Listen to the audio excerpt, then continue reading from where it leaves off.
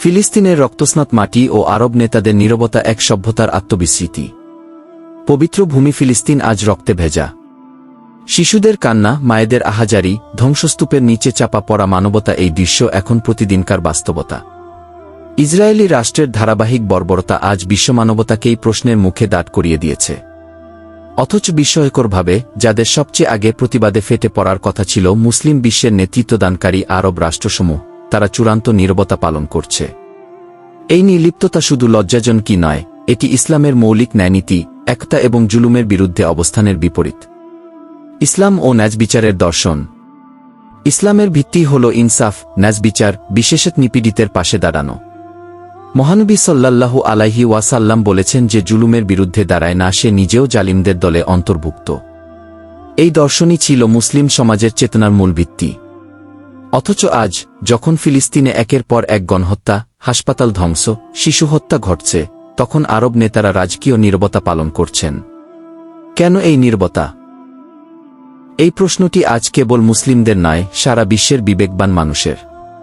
কিছু কারণের মধ্যে উল্লেখযোগ্য: ১. রাজনৈতিক স্বার্থ ও পশ্চিমা আশ্রয়। অধিকাংশ আরব রাষ্ট্রের সরকার পশ্চিমা শক্তির সহায়তায় টিকে আছে। ইসরায়েলের বিরুদ্ধে অবস্থান নিলে মার্কিন ও ইউরোপীয় সমর্থন হারানোর ভয় তাদের গলার কাটা হয়ে দাঁড়িয়েছে। ২. ভণ্ড একতা ও আন্তঃ-আরব বিভাজন। ওয়াইসি, আরব লীগ, এসব সংগঠন শুধু বিবৃতি দিয়ে দেয় সারে। তাদের মাঝে প্রকৃত ঐক্যের অভাব, প্রতিযোগিতা ও সন্দেহ তাদের নিরস্ত করে রেখেছে। ৩. সুশাসনের অভাব ও জনবিচ্ছিন্ন নেতৃত্ব। অনেক আরব দেশে স্বৈরাচারী শাসক গোষ্ঠী জনগণের দাবিকে গুরুত্ব না দিয়ে নিজেদের ক্ষমতা টিকিয়ে রাখতে ব্যস্ত। জনগণের সমর্থনে নয়, বরং বাহ্যিক শক্তির প্রশ্রয়ে তারা নিরাপদ।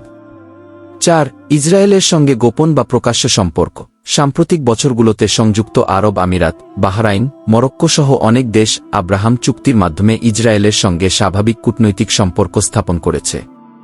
ফলে তারা আজ মুখ খুলতে অক্ষম। অন্যদিকে বিশ্ব বিবেক জেগে উঠছে এমন সময়ে, যখন আরব বিশ্ব নীরব, তখন ইউরোপ, ল্যাটিন আমেরিকা, এমনকি ইহুদি বংশোদ্ভূত অনেক বিবেকবান মানুষও ফিলিস্তিনের পাশে দাঁড়াচ্ছেন। আয়ারল্যান্ড, নরওয়ে ও স্পেন রাষ্ট্রীয়ভাবে ফিলিস্তিনকে স্বীকৃতি দিচ্ছে। ল্যাটিন আমেরিকার বহু দেশ ইসরায়েলি দূতাবাস বন্ধ করে দিয়েছে। এসব ঘটনা প্রমাণ করে, মানবতার পক্ষ নেওয়ার জন্য মুসলমান হওয়া আবশ্যক নয়, ন্যায়বোধই যথেষ্ট। অবশেষে বলতে চাই, আজকের আরব নেতৃত্ব এক গভীর আত্মস্খলনের মধ্যে পড়েছে। তাদের নির্লিপ্ততা শুধু ফিলিস্তিনিদের নয়, সমগ্র উম্মাহর জন্য লজ্জার কারণ। তারা হয়তো ভুলে গেছে, ক্ষমতা চিরস্থায়ী নয়। ইতিহাস সাক্ষ্য দেয় যে যারা নিপীড়নের পাশে দাঁড়ায় না, একদিন তারাও ইতিহাসের আস্থা করে নিক্ষিপ্ত হয়। সময় এসেছে সাধারণ মানুষ আরবের রাস্তা রাস্তায়, সোশ্যাল মিডিয়ায়, মসজিদে এবং মঞ্চে গর্জে উঠুক। ফিলিস্তিন একা নয়, এই বার্তা শুধু ইসরায়েলকে নয়, নির্বিকার আরব নেতাদেরও পৌঁছে দিতে হবে।